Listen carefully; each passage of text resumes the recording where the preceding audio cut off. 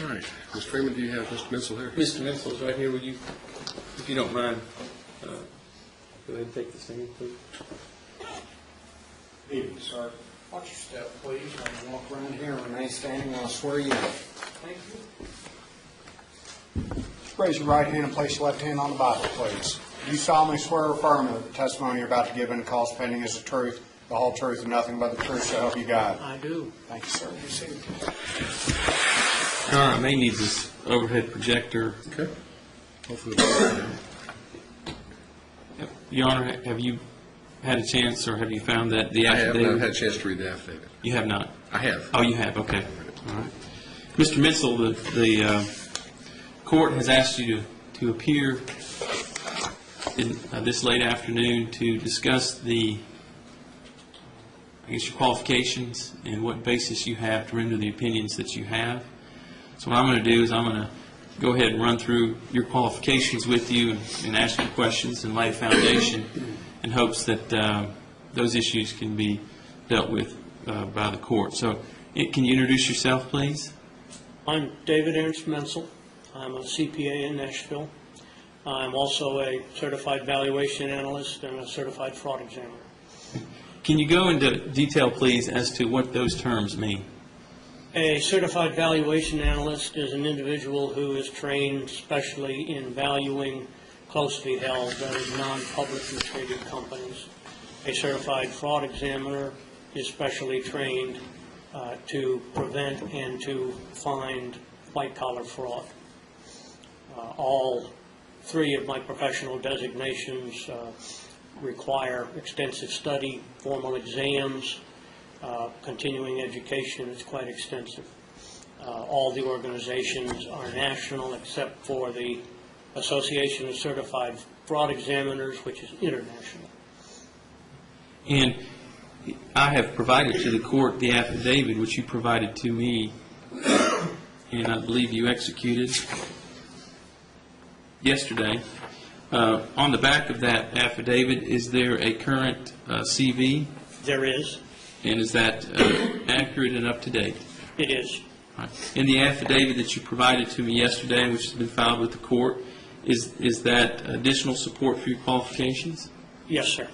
Your Honor, I'd like to go ahead and at least mark the affidavit along with his CV as a collective exhibit to this portion of the case. All right. That'll be marked for identification purposes again, so that'll be Exhibit C. Mr. Mensel, have you had an opportunity to develop some opinions as it relates to the economic losses that Mr. Crawford has suffered as it relates to the automobile accident? I have. And did you do that upon my request? I did. And can you give the court an idea of what documents that you reviewed and also what documents that you produced yourself in order to come to those conclusions, please? Yes, sir. I studied the actual bank records of Mr. Crawford's business, TRS Inc., and prepared a formal accounting of revenue and expenses from the time of the accident forward. I also had income tax returns from the inception of the business that gave me data prior to the accident in terms of revenue, expenses, and so forth. I analyzed that data. I made what are called normalizing adjustments.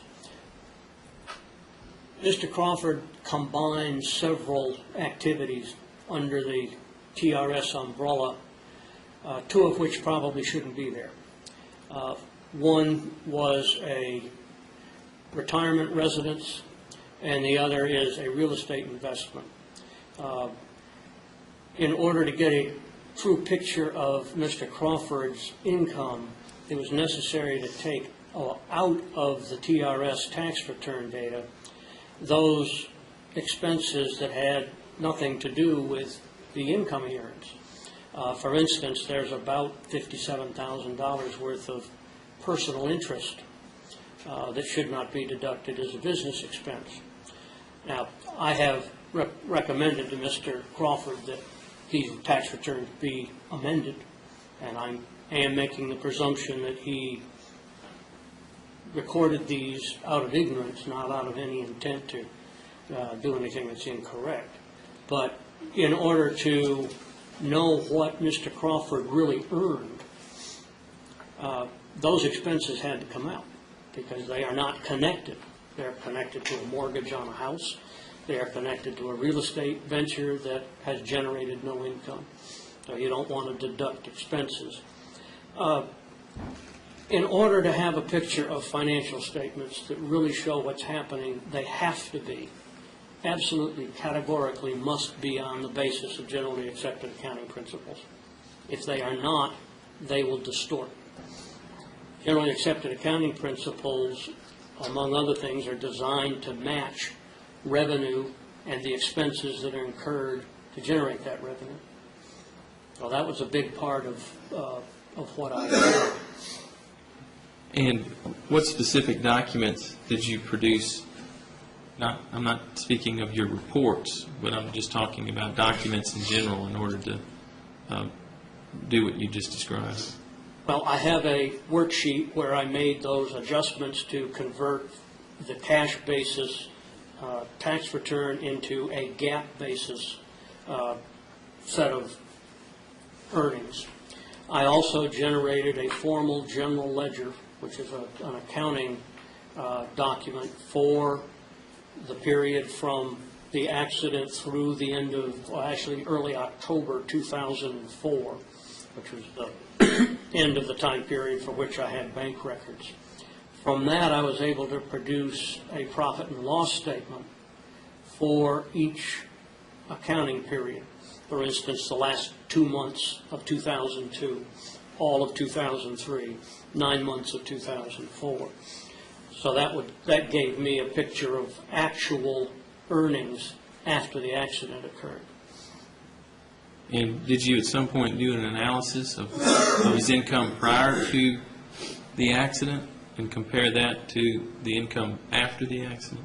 Yes, that was the normalizing adjustment schedule where I started with the numbers that are on the tax returns.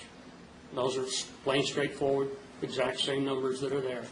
And then I added and subtracted those things that were necessary to convert those cash basis tax returns to a GAAP basis to give us a true picture of Mr. Crawford's earnings from the inception of this business through the date of the accident.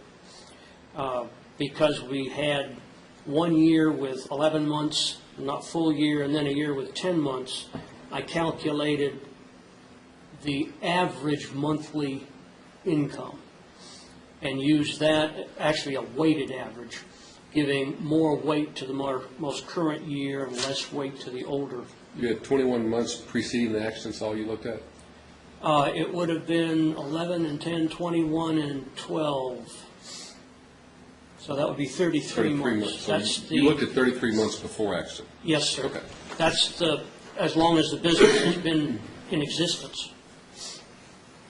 It just started in 2000, I believe it is. Now, did you use any type of computer program to do that analysis that you've just described? Say that again, please. Did you use any type of, well, let me get to the point. Did you use PC Economist in order to do any of those calculations that you've just described? No, sir. The accounting was done in a formal accounting program, and the worksheet where I normalized to generally accepted accounting principles was done in Excel. Now, can you describe to the court what your previous background is as it relates to testifying? Now, the court has your CV. Does your CV set out the cases in which you've been involved in? The CV shows all the cases that I've testified in, either in deposition or trial. Some cases it was both. There's one case where I was appointed a special master. To the best of my knowledge, that's every case I've ever testified in. Have you ever had an opportunity such as this today where the court has had a jury out hearing to determine whether you're qualified to do as you've been requested to do by me? I have never had a session like this before. No, sir. And has your testimony ever been stricken in any of the cases that you've testified in? Not in any case I've ever testified in. I did have one case a couple of years ago where I was not allowed to testify. I took no part in the proceedings, and I have no idea why. I was just told, you can't testify. Now, moving on to the PC Economist and the use of that program, can you describe to the court what you use that program to accomplish in your analysis? PC Economist is an advanced Excel spreadsheet that facilitates mathematical calculations. Rather than having to create an Excel or some other kind of worksheet myself, it's already there. It's a template, and it speeds up the mathematical calculations. It doesn't make any decisions. That's all based on what I tell it to do. But it is just an Excel spreadsheet. It is in fairly wide use among people that calculate damages. As I mentioned in the affidavit, there's somewhere between 2,000 and 3,000 users. There's 3 of us right here in Nashville, 9 in Tennessee. The program has been available for over 15 years. It was written by a group of economists led by a doctor, don't remember his first name, but his last name was Freeman, whom I have met and talked with. I have also talked with him, probably 4 times in connection with this case, because I wanted to understand how all the calculations in the program worked. I actually replicated them.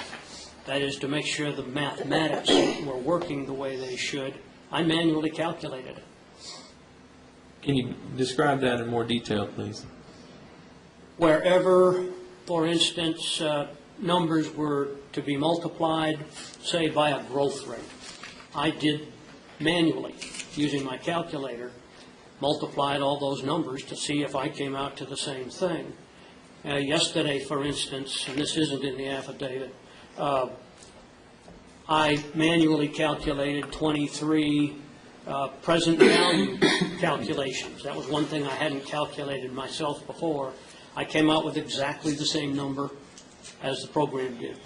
It's simply a template to facilitate mathematical calculations. Do you have any doubt, as you stand here, sit here today under oath, that PC Economist itself, the program that you used, is faulty or misleading in any way? The only problem I have with it, and I brought this out in my deposition, is that the version 2003, prior to which I'm using now, produced some very peculiar numbers for the value of household services. And I mentioned this in my deposition, that these couldn't be correct, and I found out that they weren't. And the new version